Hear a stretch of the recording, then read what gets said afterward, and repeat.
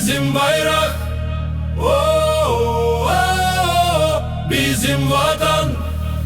Her milletin bar bayrağı, bütün halkı birlik tutar. O halkımızın timsalidir, babaların vasiyeti.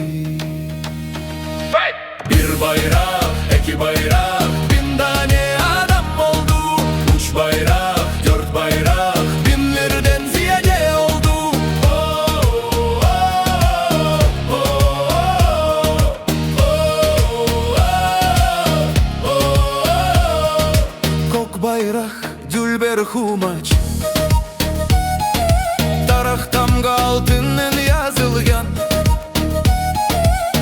Havada yıltıray, elde dalgalana. Ruh ve irade kuçuni katere. Bir bayrak, iki bayrak, bin tane adam oldu. Üç bayrak, dört bayrak, binlerden ziyade oldu. Oh, oh, oh, oh, oh, oh. Adamlar bayraklar tutalar, vatanımızın gururu olarak. Bayrakның tüsü için mavi kok gibi, onun tübünde biz beraber yaşayımız. Bir bayrak, iki bayrak, bin tane adam oldu.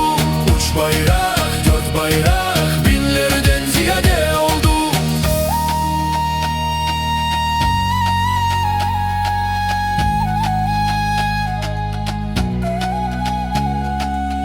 Kırımlı çevre çeti denizdir, bayrağımızın tüsü. Çünkü ya benim vatanımdır ve halkımın top